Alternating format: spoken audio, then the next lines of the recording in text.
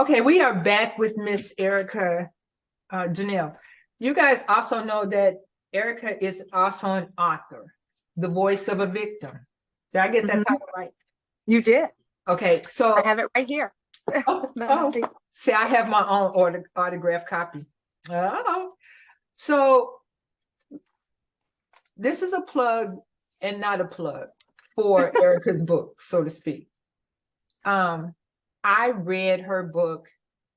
Um, and like her and I were talking earlier about me not experiencing some of the things that are in that book, but it made me more, and I'm not going to say sympathetic, but it just made me want to care about women more Mhm.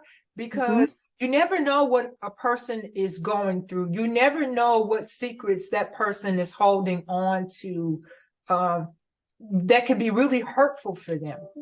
And so I felt really good that she gave a voice as being Mhm. a victim. So, Mhm. Erica, we were talking earlier. So, tell me how you came about writing the book and what was your perception after you wrote the book? Writing the book was literally, and I know I say this to people and they probably don't believe me, but I Mhm. told you I'm super in tune to my spirit. That to me, that is the Holy Spirit talking to me directly. Okay. And when I was going through, I literally wrote the book in the midst of me going through the legal battle with making sure that my daughter's abuser was put into jail. So I was going through that process as I was writing the book. Okay. And one of the things that that God told me, he's like, I need you to write this. He's like, there was, and in the book I talk about a little bit like years before when I had graduated from getting my master's degrees and my family was in town. And I remember hearing like audibly, like waking me up out of my sleep. My sisters were all there celebrating me in Atlanta, and Okay. we were all piled up in the bed like we used to do when we were younger, because it's 10 of us, so we're used to being together like that, close. Okay. And I remember being in the bed next to my sisters and my best friend.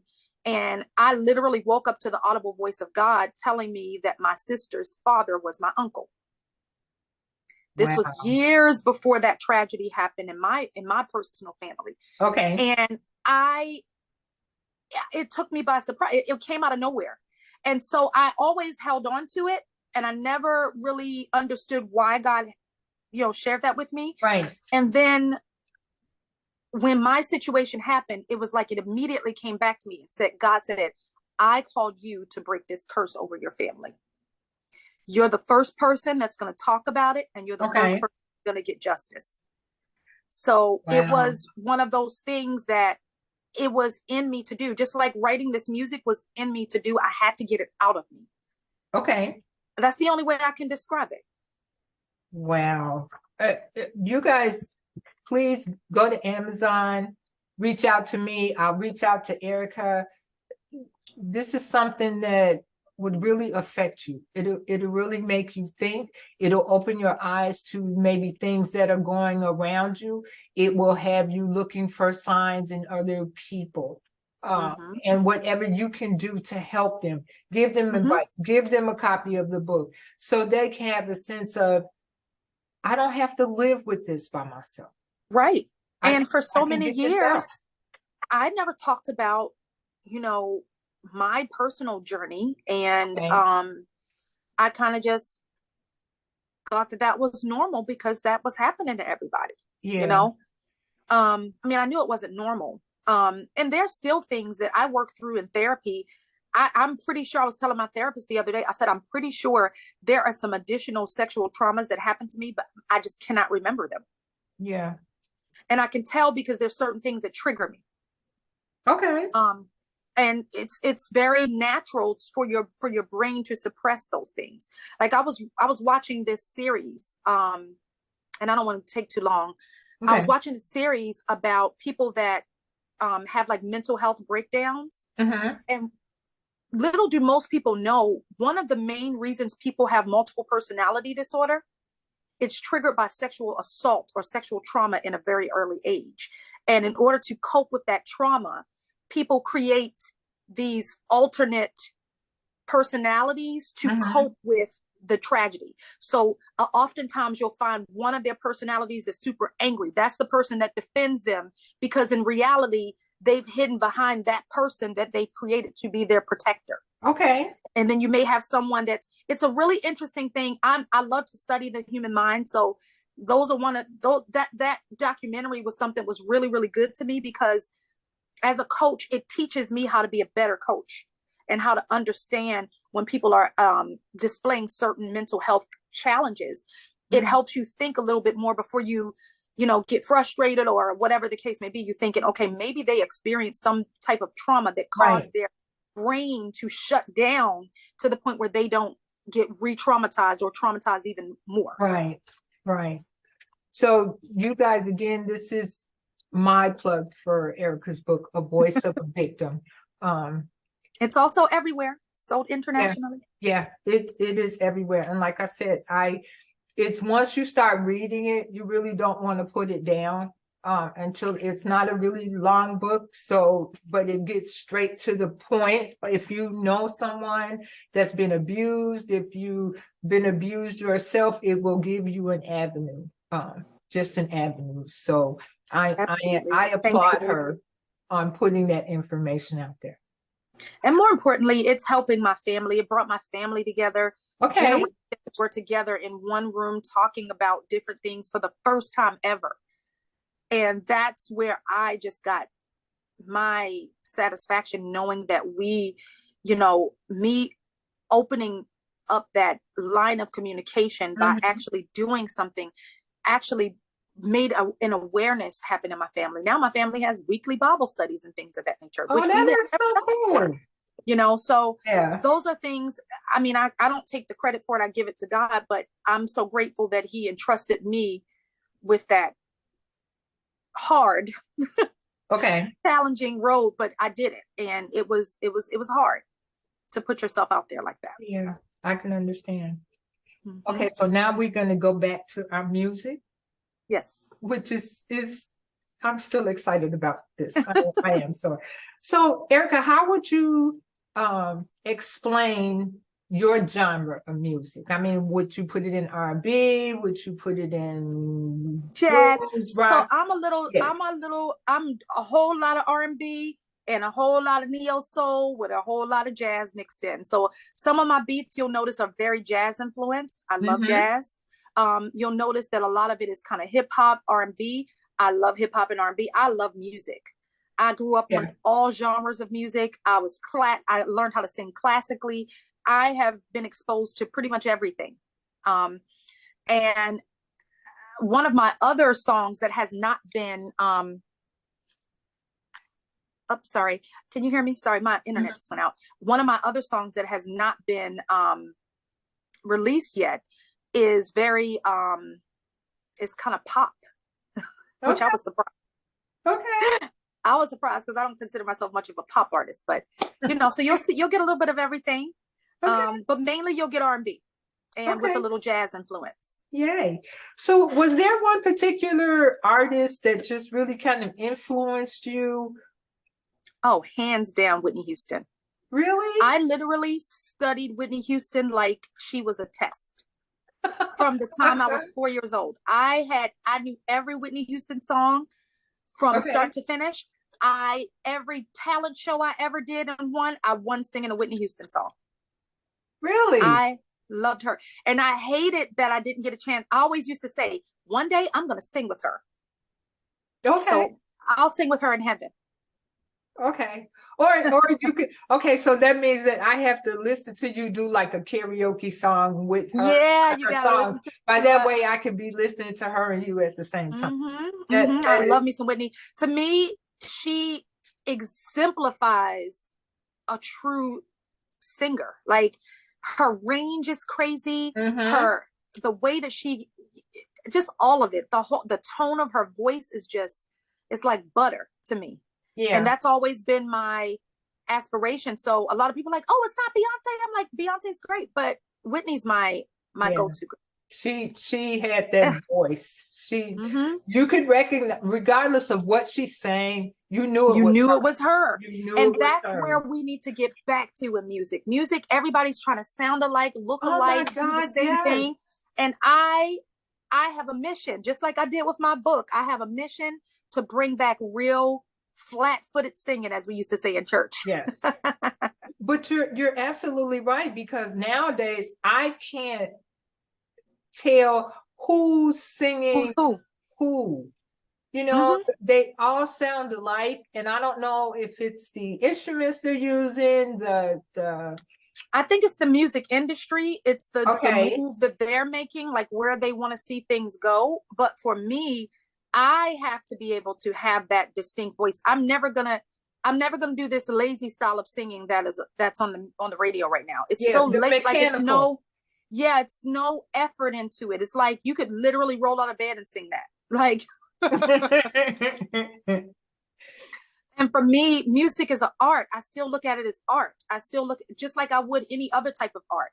You know, I do a little bit of interior design. I do a little bit of, you know, I'm a very good at styling. It's a lot of, I'm an Okay. artist. So I love anything art. And when you take the artistic parts away from art, I'm not It's really not art interested. anymore. It's not art anymore. Exactly. It isn't. I love old school R&B. Me too. Because I could, like, you could turn on the radio and you can listen to an Earth, Wind, and Fire song, and you can listen to an Isley Brothers, but you knew it was Earth, Wind, and Fire. You knew it was the Isley Brothers. You knew it was Luther Vandross and Frederick Jackson. Okay. You knew them. Like their voices were distinct. Yes. But then too, like with the groups, an example right off the top of my head, Blue Magic and the Five Stair Steps. And I know I'm showing my age with these groups. It don't matter. It don't matter. You're still fabulous, darling. But I mean, there was always like the Shy Lights. Okay, I'll do Blue Magic and the Shy Lights. They have a little bit of sound together, but you knew which you could distinctly tell the difference. Yes. Between the artists. Yes. And even in the 80s, like, because I grew up in 80s R&B. Okay. And that was even very distinct. You knew when Whitney Houston, you knew when Anita Baker. Yes. You knew, I mean, so many great artists. I mean, oh my God, the artists from back then, I'm like, where are they? Yeah. But I totally get it. It's totally I'm younger, but it's still like I value the true art of music, and I feel like we're going away from that. We're not just going away from the value and the true art of music, but we're going away from the values of a lot of things. Oh yeah, for sure. And my podcast, I'm here to bring relationship hope back. I want people to start believing in relationships again. I want to, talk about issues rather than just throw people away when they make mistakes. We got to learn how to stop having such a microwave mentality, wanting everything right now, everything to be easy. Nobody wants to work for it. Nobody wants to do anything hard. And that is the opposite of me. Yeah, because it's like they'll just quit and go on to the next thing. Move on to the next thing. Oh, this song, let's just do an album that sounds catchy, has a nice beat. We don't have to be talking about nothing. As long as, people like it, that we're going to make our money. Exactly. And I get that you want to make your money, but you missed the part about it being art. Yes, totally. And it's something that, 10 years from now, you're still going to hear that beat and you're going to exactly. And a lot of this music it's not timeless. No, not at all. It's not. I can still pick up an Earth, Wind, and Fire. I have my Prince album and my Queen album right here. Okay. I can still pick up these albums and I can tell Prince.